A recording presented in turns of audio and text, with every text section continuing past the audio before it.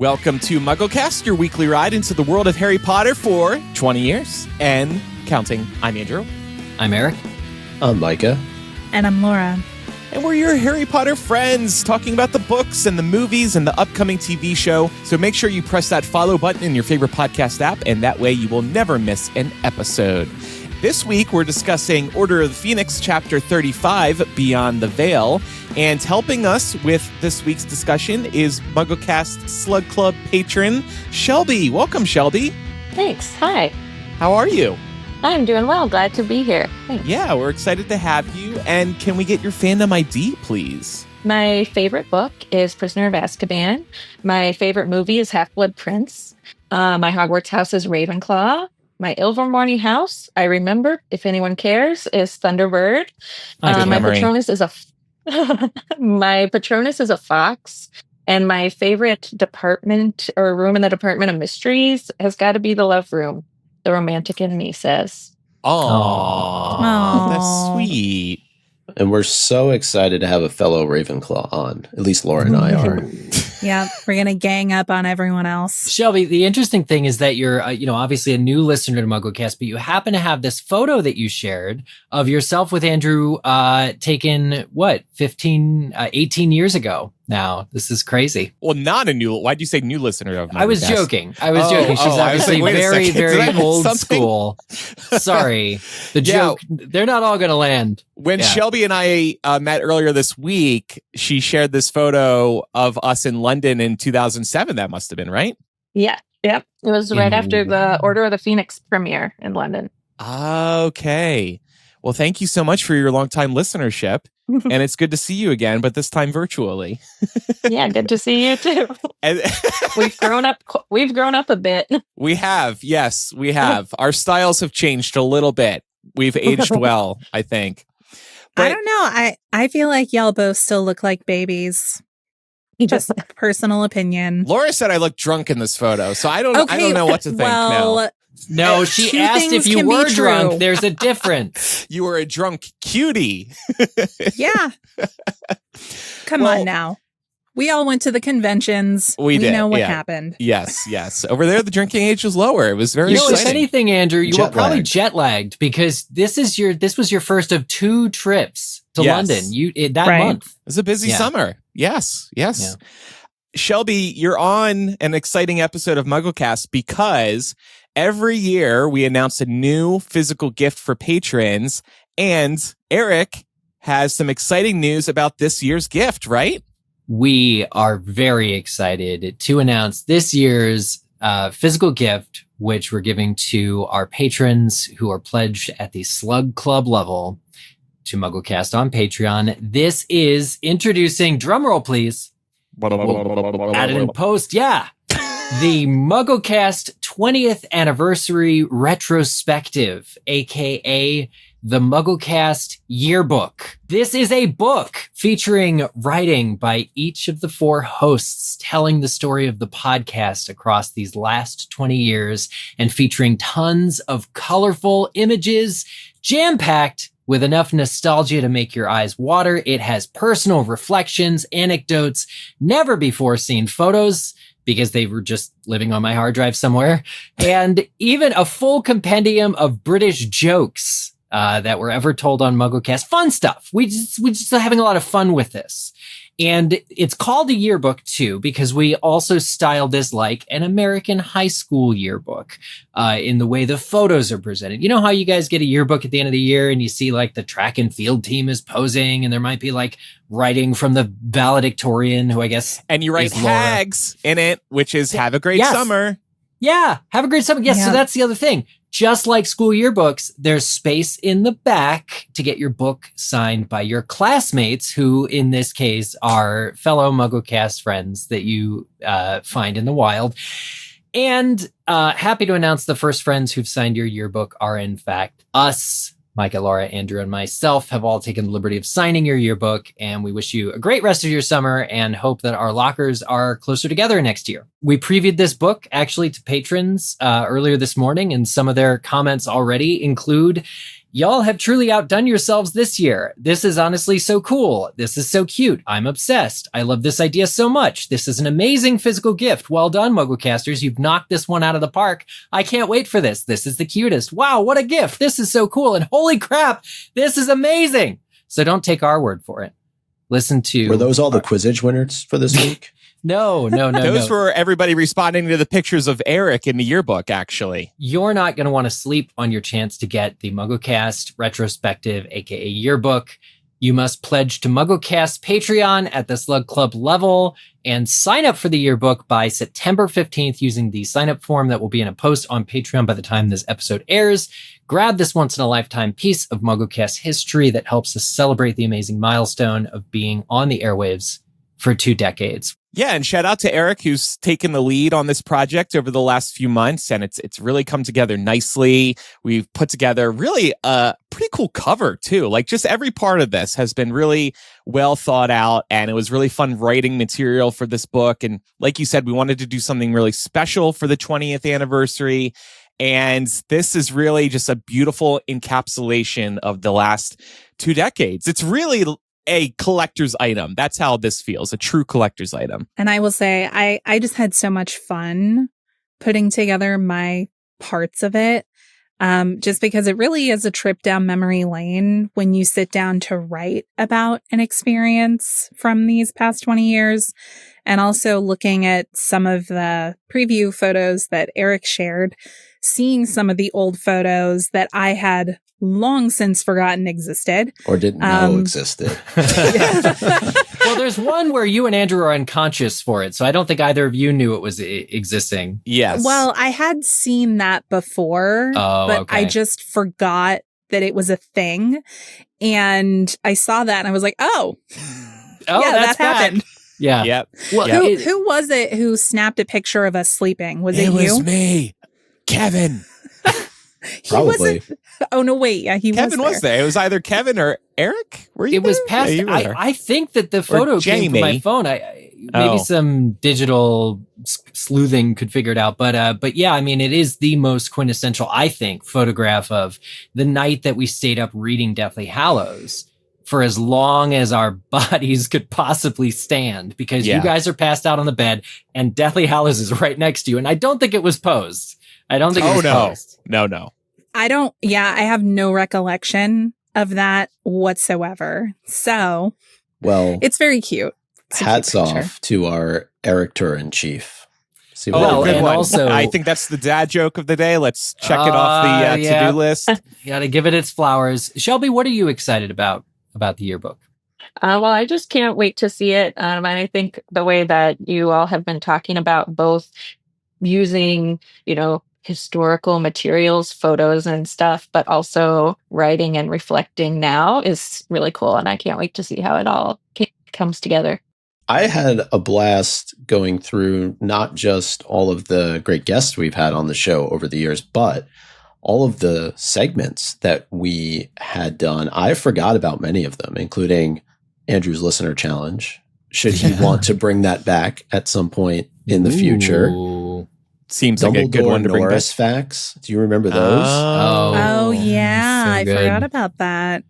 So yeah, Well- there's really sky's the limit on this. So like Eric said, you must be a Slug Club patron at patreon.com/MuggleCast and fill out the order form by September 15th. We will post a couple of reminders between now and then as well. And also, as we've been telling everybody, for the whole month of August, to celebrate our 20th anniversary, you can get 20% off an annual subscription to our Patreon. This really is the best time to become a member. We've never offered this large a discount before, so please take advantage of it. Visit patreon.com/MuggleCast and pledge today.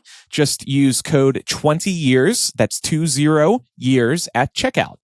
Our Patreon is why we have made it this far. So thank you everybody so much. And thanks to people like Shelby and Shelby. And just one other quick bit of news I wanted to mention for the coffee drinkers out there that do use creamer in their coffee, that Coffee Mate has released 2 new Harry Potter coffee creamers, Toffee Cauldron Cake and Zero Sugar White Chocolate Peppermint Toad. And they were nice enough to send us some for tasting. By us, I mean me.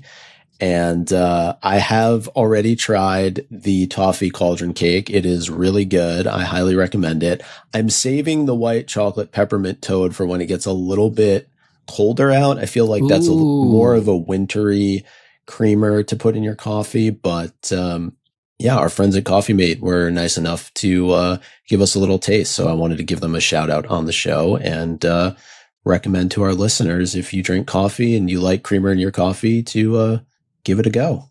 All right, now it's time for Chapter by Chapter, and this week we're discussing Order of the Phoenix, Chapter 35, Beyond the Veil. And we last discussed this chapter on MuggleCast episode 472, titled Dumbledore, for no reason. 3 turns should do it, I think. Good luck.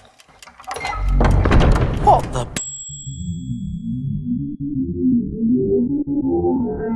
Episode 472. And I love the physical aspect of Neville during the actual battle that takes place in the Veil Room. Like, he knows he doesn't have a wand, but he's able to pick one up and jam it into a Death Eater's eye. Like, that's resourcefulness.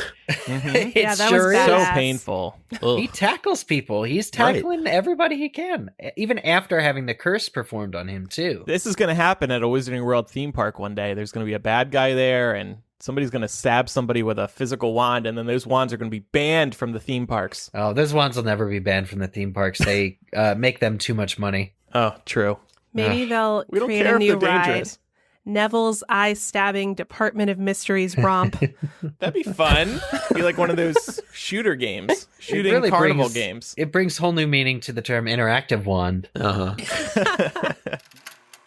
Mysterious thing, time. Well, I think that the Order of the Phoenix movie may need to be downgraded just based on the fact that we didn't get Neville saying Dumbledore in that You know what? fight Honestly, scene. thanks to David Yates for not doing that.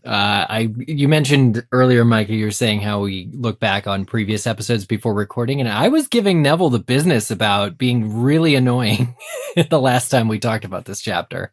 Oh, Talking with no. a Neville has a busted great nose. chapter. Yeah. I think it's actually kind of disappointing that we don't get to see some of that in the movie. Well, I'd agree his actions are heroic, not that they save the person that needs it the most. All right. Well, the first part of this discussion is going to be all about how you're a fool, Harry Potter. And Harry's been duped, okay? We were alluding to this in our last chapter by chapter discussion, but everything starts to come to light here. He is incessantly asking Lucius Malfoy, where is Sirius? Where is Sirius? Where is Sirius? Only to come to the realization that Sirius ain't here.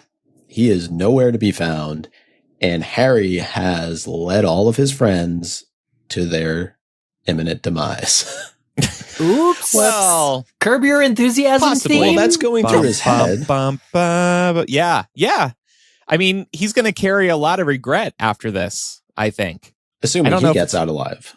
Mm. Yes. One of the other things that I thought was so revealing in this chapter was Harry really starts to feel even worse about himself, because not only does he get duped by Voldemort in being brought to the Ministry, there's this thing that he doesn't know anything about, and that is the Right. prophecy. It is so weird reading this today, realizing Harry does not know about the prophecy yet. He doesn't know We're that there just is getting here now. one. Yeah. He doesn't know that that what would it be is. what this is about. Yeah. And who failed to prepare him for this moment, Andrew? Oh, here we go. Ginny. Everybody. Ginny, Yes. Ginny, Sirius. I blame Dumbledore. Sirius. Yeah. Dumbledore. Oh, Dumbledore. Yeah, that was it. But no, one thing that does align for me in the first part of this chapter is absolutely Harry's tude, as in his attitude, because we get this angry, kind of talk-backy, sassy Harry. But for the first time in this book's massive 800 pages, the tude is not directed towards someone innocent like Harry or Hermione or Ron. and is instead directed where it belongs, to the Death Eaters. Like, he flat out tells them, did you know Voldemort's half-blood too? You know, like, all these like little tidbits here and there. And Harry's just vamping. His inclination, his survival instinct has always been based on, you know, vibes. What should I do next? But the way in which Harry is able to keep them occupied when it should be very straightforward and simple, the Death Eaters just need to come grab that thing from him now that he's got it down from the shelf. He keeps them at bay just by his like wit and being who he is. And that's exciting to actually read. Yeah, because he realizes what he holds in his hand is something that they very much desire. So it's almost like, despite the fact that he doesn't know what it is that he's holding, he recognizes the value of it. And through that, he is able to really have the upper hand in a lot of these back and forths that he has predominantly with Lucius Malfoy. But Malfoy also is trying to bait him. He says, Dumbledore never told you that the reason you bear that scar was hidden in the bowels of the Department of Mysteries. And this is getting to, you know, what you were talking about earlier, Eric, and Shelby rightly calling out Dumbledore. Harry is once again informationless in a very compromising situation. Yeah, and that is disappointing. But I will also say that the Death Eaters aren't exactly prepared either. They're showing their hands by letting Harry see that they cannot let the prophecy be destroyed. And I consider this a pretty big oversight that they should have planned for. What if one of them was just hiding in the shadows as Harry got closer to them, got to where the prophecy was? Then as soon as he picked it up, that's when you do Accio prophecy. Right. Before he even knows you all are there and knows he's been duped. The kids knew nothing about what was about to happen, and still Lucius and the other Death Eaters are like standing aside and doing the like classic villain thing of like, let me announce what's about to happen to you, hero. And spend some time to go. That gives them time. Too busy monologuing. Well, and I think that's a great point, Shelby, because what that illustrates to me is that we're again in a situation where the bad guys are underestimating children, just like Umbridge did a couple of chapters ago. So when will they learn? Yeah, they won't. It's just what I appreciate too, and this is a moment less, I think, called upon by me in rereads, is that without speaking at all, just by putting, I think, the heel of his shoe on Hermione's feet, Harry, while completely keeping Lucius at bay, is able to signal to Hermione that there's gonna be a moment at some point where they're just gonna run. And there's not anything more than that. Harry like steps on her toes, she goes, what? And he can kind of hear their breathing. But in the interim, when Harry's conversing with Lucius, Hermione is somehow undetected by the 9 other Death Eaters in the room also communicating to the kids, you guys, there's going to be a moment. And the fluidity with which everyone scatters at the exact right moment is a credit to this group of kids. Yes. Like this group of kids, Well, it's a credit to Hermione. Yeah. I mean, Hermione doesn't do much the rest of the chapter, so it's nice that she has her moment here. Yeah. Right. Yeah. That struck me too, though. I was impressed that they could work together like that. Yeah. It's good. It's good for a chapter that's so visceral and physical. There's a lot of like punching and people getting hit, people getting thrown against desks and stuff that would terrify me. Everyone does pretty darn well for the interim period for until the Order can show up. And by the time the Order shows up, the Death Eaters are exhausted because they're chasing these kids all around the Department of Mysteries. So you really get a sense, more than the chapter a few weeks ago where we entered the Department of Mysteries and we started talking about some of the rooms.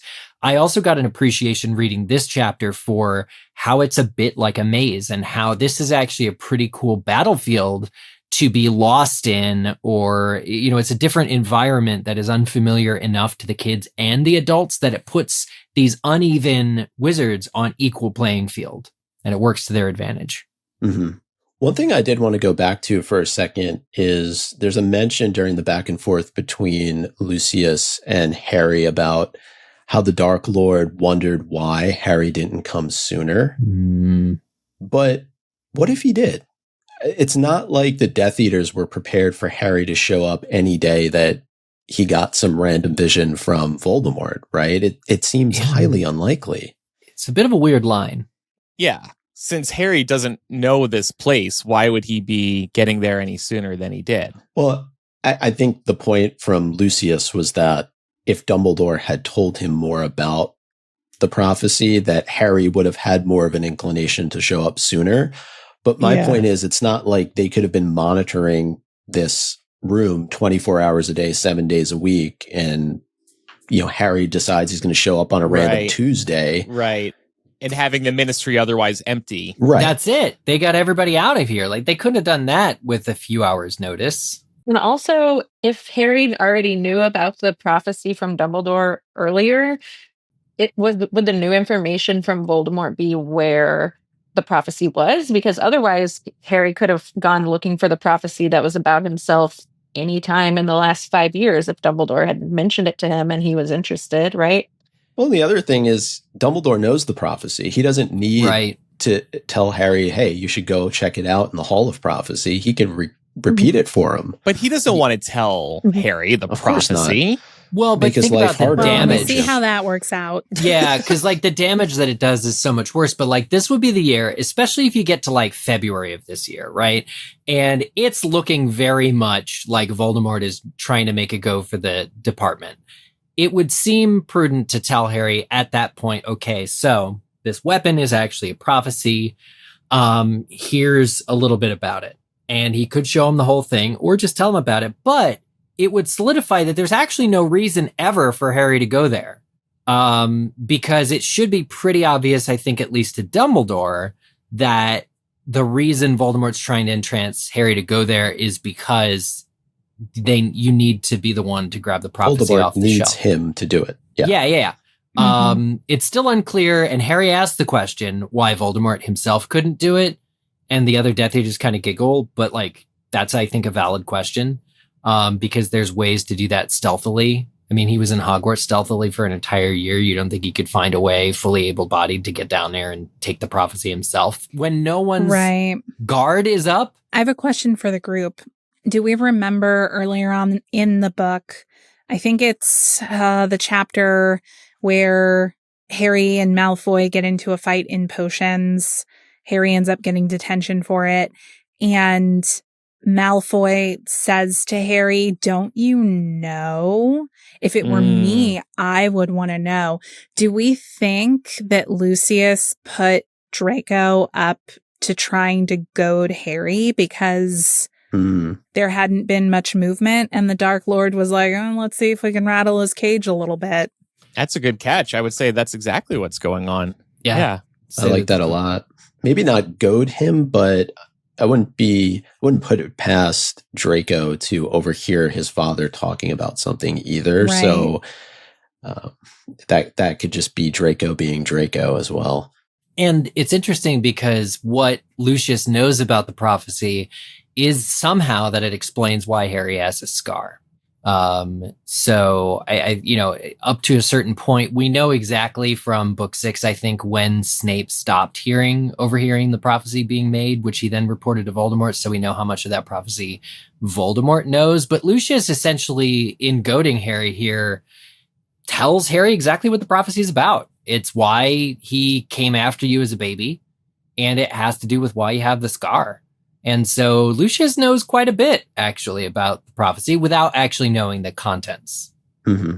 Yeah, there's a really just great exchange between the two of them, and they're playing on each other's insecurities quite well. And Eric, you alluded to this a little bit earlier, but the moment where Harry calls out the fact that Voldemort is in fact a half-blood, it's actually a really great tactic on his part, because it's throwing all of the focus off of him and his friends and back onto the fact that, number one, he said Voldemort's name, but he's calling into question his authenticity, right? Yeah, it throws them off kilter a little bit, the Death Eaters. And it's probably something they don't think about too often, or at least not as a group, because my feeling on this is they don't care that he's a half-blood, so long as he is giving them what they want. And that's the ability to rule over the wizarding world and to continue to be so hateful and to take down Harry Potter. It doesn't matter to them. They're sticking their head in the sand. They're hypocritical. Shocker. I agree with Andrew and also think that we see the same thing happen in the real world throughout history and today, right? We see leaders who are hateful, whose followers are hateful, even against, the leader's own family members or own backgrounds. So I don't think I need to say more about it than that, but just that we see that happen and people are willing to turn a blind eye or, put their head in the sand if their ultimate goal is they think is being progressed. Yeah. Yeah. There Or that advanced. that kind of cognitive dissonance is, I think, definitely something we can all relate to real world examples. My thinking here is that Voldemort being a half-blood is probably the worst kept secret amongst Death Eaters and probably something that gets whispered about when they think he's not around and they can't hear him. But ultimately, I feel like this group of people would just be like, he's one of the good ones.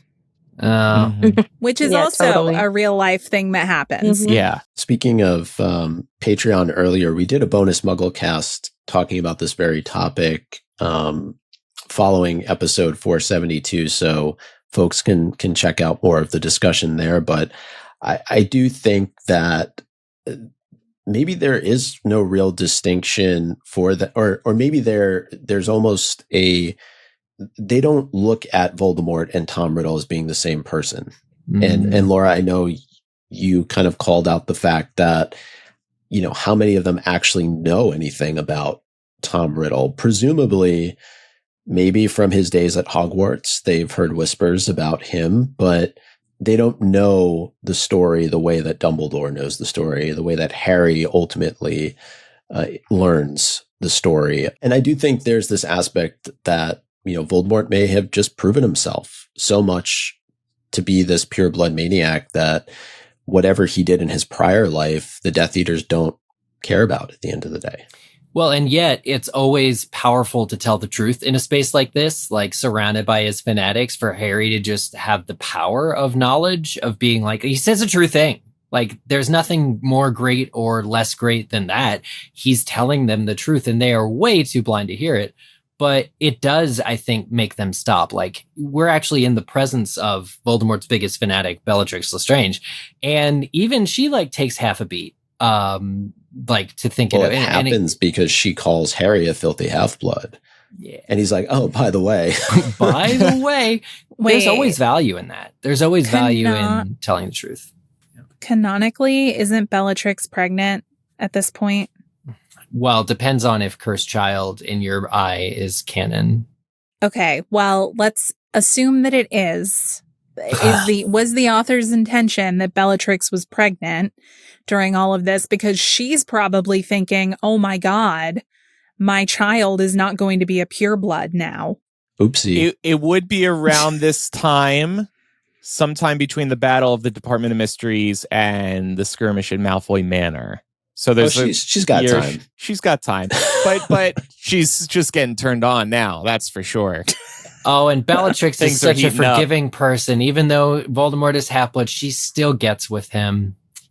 But kudos to Harry, because this is a great diversionary tactic on his part to take the attention off of himself and the rest of the DA that are present and get them ready to start running, like you said, Eric.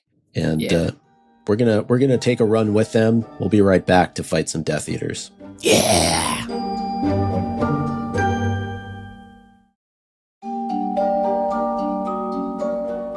All right, we are back, and I think it's fair to say we want to see this entire chapter, or at least what's left of this chapter, maxed. That's actually what it sounds like when you break a prophecy in the Hall of Prophecies. You broke a prophecy. Mm-hmm. Yeah, I mean, I think something that was really exciting reading this is Dumbledore's army lessons are paying off here. This is what it was for. This is what they trained for. I did want to ask about that, though. before we really get into the details of the battle itself, what are our thoughts on the sequence of it? Because presumably a bunch of teenagers would not normally be able to use their juvenile spells to fend off Death Eaters. And the fact that Harry and company can work their way through the Department of Mysteries battle with spells like Stupefy is a little hard to imagine. Do you think maybe the Death Eaters weren't expecting much from the I think kids? It was going to be that. a lot easier. Yeah. They'd be scared. They'd be ill-equipped. They know that Umbridge has been ruling at Hogwarts for the last term or two, for the last year. So right. Oh, So it's they're a perfect probably they thought it'd be it's easy. example of how she, while not directly wishing to do their bidding, 100% made it easier for the Death Eaters to take over and kick ass. Yeah. I also think that, and I mean, realistically, I agree with you, Micah. Would 5 teenagers using Stupefy and Impedimenta and things like that, would that work super well against some of the most heinous Death Eaters? Probably not. But I take it back to the read that I have, which is that these Death Eaters are just really underestimating these kids. And the Death Eaters are thinking like Death Eaters. So they are assuming the types of attacks that they would need to withstand would be things that these kids would not be capable of, like killing curses and Crucio and all of these other things. So I think it catches them off guard that the kids are mainly doing things to inconvenience them. And there's definitely some entertainment in that, even though this is a dark chapter. For sure. What do you think, Shelby? And it goes back to what we were talking about earlier with the nonverbal planning between Harry and Hermione and the rest of them, and the fact that they knocked over all the prophecies as pretty much their first defensive move in the scene. I thought was interesting because, like you were saying, Death Eaters think differently and are thinking about magical attacks and also like very violent or unforgivable attacks, and they started with something that was physical, and they started the kind of like slapstick element, even though it was serious. It wasn't written humorous, but it was like so physical, as we discussed earlier, and the kids kind of started that. They were like, we're not going to fancy magic or evil magic, we're going to throw a bunch of glass balls at you and see what happens. Right. And it completely puts them on edge to now have to like fend off against the battleground. Like this unusual, we see time and again how the location itself stumps the Death Eaters, whether it's the doors they can't get through, or cabinets they've accidentally been knocked into. There's a lot of booby traps. It makes the Department of Mystery so dynamic, and there's no way the kids could have possibly known that. But it's fun to see how it shakes out. Like I think I'm less bothered as I read on, because there are these moments where somebody gets a bloody nose or thrown across the room that make me feel like everyone just survived really by the scruffs of their neck. And so I feel like it's a close call, and I'm not ultimately sad that like somebody doesn't die during this chapter, but it's close. Somebody does die in this chapter. Yeah. Unfortunately. None of the kids, though. I think he's still spoilers. alive. Sorry. All things I think considered, Sirius Black one is ain't not too bad. dead.com.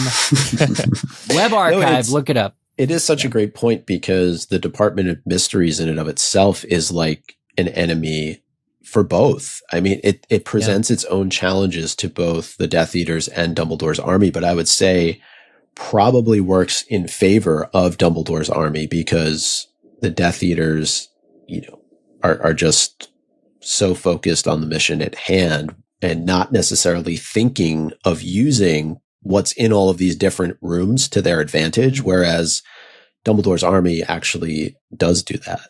Do we think it's fair to say that the Death Eaters hold back to some extent? I mean, we see the killing curse attempted once on page, but it's actually interrupted because Harry ends up tackling the Death Eater that was presumably going to kill Hermione. I think Voldemort doesn't want dead kids at the Ministry, and in the case of this Death Eater getting close to killing Hermione, it wouldn't surprise me if some of these Death Eaters have a hard time restraining themselves and not fully wanting to listen to an order like that from Voldemort to not kill any kids, because the Ministry still isn't convinced for a little while longer that Voldemort is back. They're sticking their head in the sand. And Voldemort doesn't want to give them a good reason to come out and proclaim that he's back. Mm-hmm. Yeah. Or at the very least, he doesn't want the questions to come up. Yeah. I agree with you. See, Voldemort's a good guy. He doesn't want to kill children. He cares for the kids. Yeah. Well, and can you imagine the cover-up, though? Because even if they lied about how the kids died, what were the kids not doing at Hogwarts? That even just having these kids be there in that moment, they would have to, in order to cover that up, they would have to take them to Hogwarts and make up there was a rabid giant in the forest that killed them all, which, to be fair, actually is totally a thing that they could blame on killing the kids. But no, it's just so inconvenient. To your point, Micah, it's a tough situation, but I think the Death Eaters are all willing to kill Harry's friends, especially if they need to, especially if they get in their way. But at the end of the day, they're just there to retrieve a little sphere, like a little glass sphere. I think all of the Death Eaters collectively are like, how hard could this be? And you gotta love, obviously we see Lucius get kind of, punished in a number of ways, including the beginning of the next book with Voldemort's plan for Draco. But ultimately, Voldemort having to learn that not only did Lucius fumble this whole task that he was given, but that it went on for so long and ended, they chased through every room of the Department of Mysteries and then still lost it, is just extra icing on the cake. Lucius is just bad at his job at this point, right? Yes. And going on for so long, not just in this particular moment, but for months with Podmore, with, and why am I blanking on? Bode. Yeah. So there's been multiple attempts to do this. And Lucius does say at one point, he's like, kill the rest of them, but make sure that Potter survives. So they do enter enough of this garbage mode already, right? I think it's Dolohov attacks Hermione, right? In a way where we're not sure whether or not she's going to survive. When I was reading that for the first time, I didn't know whether or not she was just offed in Order of the Phoenix. So it does start to get a lot more real. We do see a lot more. I know you said broken noses, but the DA really does start to get roughed up here to the point where pretty much everybody, with the exception of Harry and Neville, are left standing. And I did want to talk a little bit about that, because I do think there is symbolism in the fact that it's Harry and Neville that are left standing in the Veil room against all of the Death Eaters. But we do see the DA members in battle for the first time, and I'm curious, how do we think their performances maybe reflect some of the strengths or weaknesses that we've seen throughout this year? Any thoughts on any of the members of the DA? Well, first and foremost, I just have to give them credit for the courage to fight. I don't think that would be easy to do. I'm not sure I would be willing to participate, go into this unknown location and fight these unknown people. To the point about Harry and Neville being the last ones standing of the army, I think they're definitely, that the choice of those two standing last was very intentional. Maybe you could argue somewhere deep down within them, the prophecy kind of really motivated them. I mean, Neville was fired up, ready to go, and he had other reasons, but I like to think that there was some special connection there with the prophecy. I think so, because the prophecy could have been about either one of them. Right. Yeah, I agree with Andrew and Laura that having Neville there, it was who was the prophecy really about? One thing that came to mind for me throughout this whole book, but in this scene in particular, is I teach middle school, so kids who are just a little bit younger than this crew is in this moment. And I feel like I see this, luckily not these big battle scenes against the Dark Wizard, but I see Neville's in middle school who are kids who school and skills are not coming as easily to them. But at around this time, 13, 14, 15, some kids are like, well, I'm just not good at whatever chosen field. I'm going to do something different. And then some kids, the ones who are like Neville, are like, I've got to do this and I've got to work hard at it. And I think that we really see that. I think starting in Goblet of Fire, but especially starting in Dumbledore's army, him being like, I see myself as having weaknesses compared to my peers. And I'm going to have to work extra hard because I'm not going to let that prevent me from doing what needs to get done and being a part of this war and being successful myself.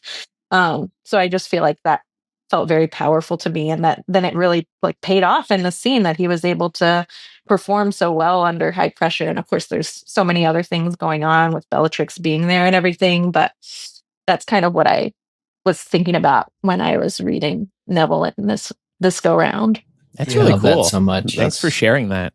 Yeah, I mean, Neville is really, to me, he really takes the most hits in this chapter, and the fact that he's still, I mean, not only that, he's the only one that's left standing besides Harry, which we talked about, but he refuses to leave when Harry gives him the direction to leave. And that's really where you see the Gryffindor in him shine through. As you mentioned, he does end up losing his wand. So like he has nothing. And this goes back to the clip you were playing earlier, right? But he's got a broken nose. He's had an unforgivable curse performed on him. Like, let's not forget earlier in this chapter, Bellatrix, like, another Longbottom for me to torture into insanity. And she says, that's only a taste. So he really, like, it reminds me of like when I used to watch WWE back in the day, like going through like a full blown steel cage match. And at the very end, like Neville is still standing despite everything that he's been through. Well, he's certainly also had an annoyingness jinx put on him because I can't stand reading all of his exclamations as he's running around. He's missing spells. But his heart is in it. Well, and I mean, I don't blame him. He's a ride or die. He can't even walk at this point because of the curse being put on him. I'm not trying to suggest I would do any better in this situation. Actually, what impresses me is exactly what you said, Micah, that he sticks around. And also that he's not precious about his wand at all. He moves. Like, it's his father's wand. So, in a way, we'll have to go back and see what Frank Longbottom, like, what spells Neville cast at what Death Eaters got hit by Frank Longbottom's wand tonight. Before it was destroyed. That would be kind of a neat little sleuth read to do. But ultimately, there's so much stake put in this chapter of the people here killed these kids' family members. Not just, the torture to the point of insanity, Frank and Alice Longbottom, but the guy who killed the Pruitts is here. That is Ron's uncles. And that was said, I think that's Dalhav, and it said that he's here, so that they're actually face to face with not just henchmen. They're face to face with people that tangibly have altered the course of these kids' like lives. And it's a bit, I think it's understated because there's so much chaos, but it's pretty impressive. For sure. And, the rest of the crew have kind of been taken out, as we've mentioned. Hermione is out for most of this battle sequence. And it's also worth mentioning it's her, Harry, and Neville who are together, and then it's Ginny, Ron, and Luna. And, Luna gets knocked out at one point, Ginny gets knocked out at one point. Ron kind of, in Ron fashion, takes himself out of the equation. I hope he's okay, by the way. Like, Neville's like, I think he's all right. He was still fumbling with the brain thing in the other room when I last saw him. And I'm like, he's probably dead. If you see how aggressively that thing was, like, Ron was in no place to defend himself against that. Neville did not see him escape from it. Well, as luck would have it, the Order do show up to save the day. But not. Well, no, Sirius shows up. Yeah. Just nobody saved the day for him. Yeah. Dumbledore was a step too late, as always. Do we think it's fair to say that the level of battle elevates once the Order shows up? This goes from, maybe you have a nasty curse thrown here or there to shit's on right now. Yeah, because it's adults fighting adults, Mhm. and the adults on the good side are pissed that the Death Eaters have been fighting these children, and they want to get this done, and they're mad about the fast one that Voldemort pulled on Harry. They're mad about a lot of things, so there's just a ton of tension in the air. And I'm sure they've all, in their own way, maybe not as much as Sirius, but I'm sure they've all been pent up, all been waiting for a confrontation like this. And here, all of a sudden, it is like they don't have the upper hand in that Voldemort dictated the day that it would occur, the place where it would occur, and they're already behind timing wise. But they also have the upper hand because they still have their energy. Like I said earlier, the Death Eaters are all worn out at this point, and the way it's described when they burst through the door, Tonks just starts raining spells down. The Death Eaters are essentially sitting ducks. They're the open area around the veil with all these steps. It's really easy for people above to be looking down, casting spells, than it is for the people down below to get out of the way. So it's really nice, cool staging, honestly. Mm-hmm. Definitely. Yeah, it gets real. I mean, I couldn't tell when Mad Eye's eye was just kind of rolling around. Is that like a tactic he uses, or oh my god, was he just knocked out? Because can you imagine him just like taking it out of his eye socket, giving it a look as show me everything, and rolls it, and then it seems silly for Mad Eye to lose control of his eye like that. He's a tough guy. He's a fighter. No, for him to lose control of his eye is surprising. Wasn't he unconscious, and didn't it say his head was bleeding? Like, I don't... Oh, maybe that. I missed that. Yeah. One of the great moments that were really not given in the Order of the Phoenix movie is this entrance by Dumbledore. Of course, we see him arrive at the atrium to face Voldemort, but the fact that he was a part of this particular battle, it's very cool to kind of see all of these Death Eaters trying to scramble away like little rats because they want absolutely nothing to do with Dumbledore. Yeah, and he's plucking them up. And it leads up to the next chapter titled The Only One He Ever Feared. It's a nice little appetizer. But I do like how the movie did it because it is cool to just see Voldemort and Dumbledore basically one-on-one. It kind of builds up the anticipation more. That said, I would like to see what happens in the book maxed, to see Dumbledore fighting alongside everybody else. I don't need a Pokemon battle. Yeah. I will say I'm really hoping that we get a different interpretation of the veil scene. I know that's at the very end of the chapter, but I just found the movie version to be too smooth, too sanitized. It was just like, he's just floating away. And it's like, that's not really what happens. He slips, like literally slips the mortal coil in front of everyone. And it's supposed to feel very jarring. And you don't get that in the movie, I don't think. I just remember, when the series was first coming out and reading this book, and, there was lots of talk after each book came out of like who had died and were they really dead and stuff like this. And I was someone who was very convinced that Sirius was still alive because there hadn't been a killing curse and because we didn't know about the veil in the same way that we knew about the way other people had died, other characters. Yeah.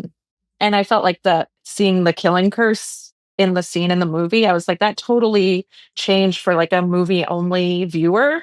Like, okay, he just got shot by a evil villain. That's all that really happened, as opposed to like this very like question mark moment, which Lupin and others, talk with Harry about and try to help him understand that Sirius isn't coming back. But that felt like a very open question to me, just because it was a Department of Mysteries. It was a mystery what would happen. Like, who knows if he was dead?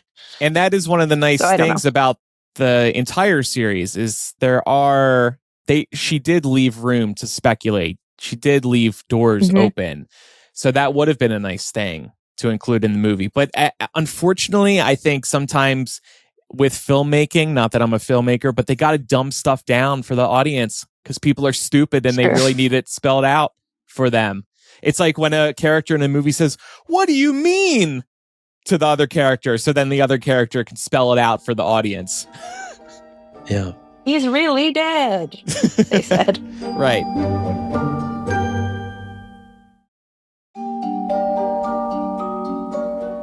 I would just add to, if you want to kind of dismiss the recklessness of physically where Sirius is in the room and not kind of having the awareness, I think more of the recklessness, you could argue, came from the fact that he was goading Bellatrix. He says to her, "That's all you got." And this woman is deranged. Like, do you really want to be challenging her? And I mean, honestly, Sirius kind of out of practice. Yeah, that's true. But he's got a chip on his shoulder. He wants to fight like it's the good old days. And I will give the movie a +1 for when Sirius says, "Nice one, James." And that's not in the book. In the book, it's just "nice one." I thought that was a really clever little addition. I think Sirius can tell the difference between Harry and James.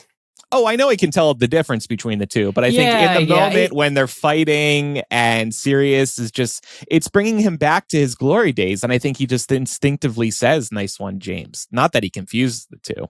Well, that's, I think, what people would tend to point to like, if you're in the business of oversimplification, which the movies are, the line makes sense as "nice one, James." But I liked reading this chapter and reading him go "nice one" to Harry, because it's the first thing they say to each other in person in months. And it feels satisfying. It feels like a part 1 to an eventual part 2, where they're going to be at Grimmauld Place around a fireplace, able to recount their victories in just a few short hours. But it doesn't happen. Yeah, if he's a portrait. Oh. But I did want to call out what Becky said in the Discord. Maybe Bellatrix's spell made Sirius move slower. Perhaps she used something like impedimentia. Maybe. She wants to witness a slow I also death. think, there's got to be some level of flowers to give to Sirius, not just because of his funeral, but because of holding his own against a deranged killer for probably 5 or 10 minutes. Like, come on, that ain't easy, right? So he does eventually, she gets the better of him, but the reason he's goading her is because he's had enough success to have the freedom to goad her. So he's doing all right at first until he's not. Yeah. Can I move into this odd and end? Yeah, the last thing I just wanted to say about this scene is that it establishes Bellatrix as one of the big bads in the series moving forward. Yeah. That it does. Mm-hmm. So a couple of odds and ends. When an unnamed Death Eater's head turns into a baby, Harry is about to cast a spell on the Death Eater, but Hermione stops him and says, "You can't hurt a baby." This is giving a baby Hitler argument to me. You can't hurt a baby. No, that's an adult Death Eater that brought themselves there. They can be hit or killed. I have no sympathy for baby-headed Death Eater. I don't either, but I actually think it's smart to keep him on the board because you just avoid him, right? He's not really dangerous to anyone at this point. He's just like Frankensteining his way around. So if anything, he's making things harder on the other Death Eaters. But it's good target practice for the kids, because if they hit the head and it's a small head, that's pretty impressive. If it was a full-size head, that'd be too easy. I think it's the kind of question, it's not a question of whether the Death Eater made all the wrong choices, but I think the question is, if you hold up your wand and actually go to attempt a spell that would severely harm this thing, could you physically, because looking at a baby face, could you cast the spell? And he's probably not. You can't hurt a baby. Doesn't mean you're not capable, but when it really came down to it, would you? I'm with Andrew on this one. It's fun to think about. But Laura makes an excellent point, though, in terms of it causes more chaos, which I think only works towards Dumbledore's army advantage in this particular case. Well, one thing we didn't mention is that the prophecy gets destroyed. So Lucius is going to be a whole lot of hot water when he gets home to Mommy Voldy. But we do hear at least one prophecy. "At the solstice will come anew." And then there's a second one, "and none will come after." So we don't, it'd be cool if this was just one prophecy, but it is two separate ones, it seems. So we can't really analyze this too much. Does anybody have any fun guesses what one or the other? I think there were a lot of theories about this back in the day. No, but okay. I mean, at the solstice will come anew, summer solstice, winter solstice. Summer solstice, new book. Yeah, it sounds very run of the mill. Like, how do you measure time? And it's like the rotations of the Earth. It feels very archaic. Like, oh, the solstice, or when the sun meets this and that point in the sky. I think people thought that's when the final book was going to come out because none will come after. Oh, that's fun. Oh. Well, and it did come out on the summer solstice. Did it really? Yeah. Yeah. It was June 21st. There you go. Is that no, right? July. July 21st. It was Harry's birthday. I mean, we Wait. still had to get through book 6 first after this, but yeah, eventually, yeah. Wait. July 21st, but the solstice is in June. It's Right. June Yeah. 21st. Well, So, never damn it. mind. We tried. I blame her publishers. Maybe This she wanted reminds to. me of when we did the predictions of Typhoididonus or whatever for like, I think it was either a bonus or on an old MuggleCast, where just like, let's get crazy with prophecy. Yeah. But the Order of the Phoenix book came out June 21st, which was the summer solstice. That was So the there you go. solstice. Yeah, we found the connection. Yeah. But these prophecies are unrelated, But- so we but shouldn't more be trying to books pair came them after. together. But it was two separate prophecies. Yeah. Anyway, that wraps up our discussion of chapter 35. Now, for some MVP action, I wanted to know if you were able to give Dumbledore some entrance music to the Department of Mysteries, that cold, hard stare he had on his face. What would it be? Abracadabra by Lady Gaga. It's magical. There's a line, death or love tonight. Abracadabra, abracadabra. Feel the beat under your feet. Dumbledore's like dancing in. And Gaga's pretty dark in it. So that's Have my you seen choice. the Wednesday version of that? The I have not. performance? I'm No, going to send it to you. I feel like you really like it. Do you watch Wednesday? I do not. You should. All But right. anyway, that's a story for another time. Eric, what about you? I'm going to give it classic entrance music, California Love, Tupac featuring Dr. Dre. For some reason, Okay. just the as he's Dumbledore's coming car down. bouncing up It's and so down. sad we can't play music yes, anymore. Dumbledore's car is out back. Yes, Andrew, just that. You get it. I love it. I went with Toxic by Britney Spears. A little bit of a throwback. It's just, I don't know. I feel like I could see John Lithgow, Dumbledore, waltzing into the Department of Mysteries, ready to kick some butt to this. And he is a little toxic. So it fits. Mm-hmm. Shelby? I definitely pictured, because Harry's like whispering to himself, "We're saved." So I was definitely imagining Harry singing "Holding Out for a Hero" a la the fairy godmother in Shrek 2. I was going to say, this is very much Shrek 2 right now. Where have all the good men gone? And I know I made a wrestling reference earlier, but I just think of, if anybody here on the panel has heard Stone Cold Steve Austin's entrance music in WWE, it's just like a bunch of shattered glass, but it's just the way he comes out when that music hits. He's just like trash talking, smashing beers together, ready to kick some ass. And that's what I see Dumbledore doing in this moment. I think a Love quick it. Are you Google search watching it, reveals- Andrew? No, I'm not watching. The song, I think his intro theme is Hell Frozen Over? Question mark. I don't know Yeah, what the yeah, real yeah. name of it is. So Yeah. people in the Discord will know. Apparently, it's inspired by the classic song "Bulls on Parade" by Rage Against the Machine. Is it now? Yeah. Good stuff. And then over on our links line, we asked our patrons the question of the week, which is, which Death Eater would they most like to team up with for this battle? Switch things up a little bit. And Yeah. a reminder for those Death Eaters, at least that we get by name. Obviously, we have Malfoy, but not Jugson, Bellatrix, Rudolphus, Rabiston, Crabbe, Dolohov, McNair, Avery, Rookwood, and Mulciber. So there's quite a few to choose from. Yeah. And our patrons, as always, did not disappoint. Yeah, they put on their Death Eater masks and answered this one. Not Theodore Knott, because fanfic has led me to believe he doesn't agree with his father. Fair enough. Yep. Ningxi says, tagging along with Bellatrix because she's way too eager to prove herself, so I'm just going to let her do her thing, and I can appear to also have helped. Yes, I am lazy like that. Classic. Michelle, the other minister, said, Lucius Malfoy, it would be my great pleasure to wipe the smirk off of his cowardly, simpering face and then knock him right on his back. You would never even see it coming. So we have a lot of patrons here who are like acting as double agents. Yeah, wow. How Snape of you. Love it.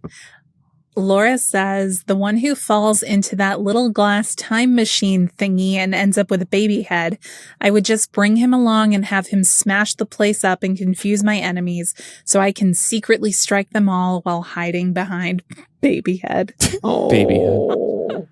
Wow. Tony says Bellatrix because she needs a friend and she is a take no prisoners kind of person. That's thoughtful. Anne Marie said, I like the idea of tagging along with Bellatrix because she would be so productive that it would make it look like I did something too. But I think I would actually tag along with Lucius Malfoy because Moldy Voldy would be so focused on his failure that he would overlook my lack of action. Wow, some of our listeners are lazy too. That's what I'm getting. Oh, hey, my God. Work smarter, not harder. That's the Slytherin Not even motto. sure they're the working lesson. to begin with, but okay. Rachel says, Rookwood, he used to work there and can maybe answer all my questions. I'd be so annoying with how many I ask that he'd storm off, giving the order one less opponent. I love that creative solution to problem solving there, Rachel. Parth says that Dolohov is my go-to. The man took down Lupin and Tonks in quick succession, and he nearly finished off Hermione with a non-verbal curse while wandless earlier in the book. That's talent. He's ruthless, dangerous, and doesn't waste time with theatrics. In the chaos of battle, Dolohov is the guy who gets things done fast and vicious. I'd stick close to him and let the bodies hit the floor, stepping into the dark side. That's another good song we could have There's played a for song. Dumbledore. Yeah. Eleanor says, I'm teaming up with Bellatrix because I want to be alongside her, preferably slightly behind her, rather than in any danger of her wild spells going awry and hitting me. And Robbie says McNair because even if I was a baddie, I wouldn't tolerate animal cruelty and would take pleasure in helping him, quote, get lost in the Department of Mysteries. Nice. Well reasoned, y'all. Yeah. The love Links that. line is a great way to have your voice heard on the show, whether or not you're listening live. That's why we have this benefit. We ask a new question every week, and we invite you to participate by becoming a member of our community at patreon.com/MuggleCast. If you have feedback about today's episode, you can email or send a voice memo to mugglecast@gmail.com. And next week on the pod, we'll be discussing Order of the Phoenix Chapter 36, the only one he ever feared. Because Dumbledore is the best. Don't forget that now through the end of August, you can get 20% off an annual membership to our Patreon by using code 20years at checkout. And by becoming a member, you'll also get the MuggleCast 20th anniversary yearbook. If you pledge at the Slug Club level, you'll have to fill out the form by September 15th, and you can check out a preview on our Patreon as well. This is truly the best time of year to help us out. If you're looking for other ways to support us, you can visit MuggleCastMerch.com to buy official show gear. You can also leave us a review in your favorite podcast app, and please tell a friend about the show. You can visit MuggleCast.com for quick access to all of this information, including our contact form and lots more. And if you're looking for more podcasting from the four of us, listen to our other shows, Millennial and What the Hype, for more pop culture and real world talk. Now it's time for quizitch. This week's question was, when entering the Department of Mysteries, Harry and friends first encounter a room with many unmarked doors. Similarly, the Winchester Mystery House in San Jose, California, USA has over 2,000 doors in its mansion, which contains 160 rooms. How many windows are present in the Winchester Mystery House was our question that we asked. Was it A, 2,001 window panes, B, 10,000 window panes, C, 665, or D, 4,000? The correct answer was B, 10,000. So 2,000 doors, 10,000 windows in the Winchester Mystery House. 40% of people with the correct answer say they didn't look it up, and this week's winners were 142 Staircases, A Healthy Breeze, Fort Voldemort, Elizabeth K, Hallow Wolf, I don't give a Cornelius Oswald fudge. It's a mystery where, but it's just a little old place where we can get together to admire the love cats. I want to know what love is. I want you to show me, Micah. Justice, the good luck wishes to the snifflers that attacked Umbridge's office. Laura, have you watched the Umbrella Academy yet? Listener who is shy of 3 times the age of MuggleCast. Lord Voldemort Banana Hammock. Lynn the Alamancer, Pygmy Puff Power, and stacking galleons like Winchester stacks windows. I love now that listeners via the Quizitch form are heckling Laura on her binge watching. That's kind of new. I didn't take this as a heckle. It just seems like they're curious. And no, I haven't. You? Okay. No, I haven't. I know this is a show that seems like it would be very up my alley, but no, I haven't. I will. Here is next week's Quizitch question. In this chapter, Ron gets up close and personal with a human brain when he catches one in his hands. How much does the human brain weigh on average in pounds? Is Ron going to get swole for this? What's going on? Here's another multiple choice question. Is the human brain's average weight in pounds A, 7 pounds, B, 5 pounds, C, 3 pounds, or D, 1 pound? And submit your correct answers to us on the MuggleCast website on the Quizitch form that's there, mugglecast.com/Quizitch, or click on Quizitch if you're on our website via the main nav. Shelby, it was great having you on the show. Thank you so much for joining us. Yeah, thanks for having me. It was fun. Yeah, I appreciate your support. You're in the Discord too, right? Mm-hmm. Yeah, okay. It's always fascinating when a member of the Discord comes into our studio. It's like, oh my gosh, we're getting live Discord action right now. It's beautiful. Well, thank you for your support and for all your contributions today. We really appreciate it. Thanks, everybody, for listening. I'm Andrew. I'm Eric. I'm Micah. I'm Laura. And I'm Shelby. Bye, everyone. Bye. Bye. Bye.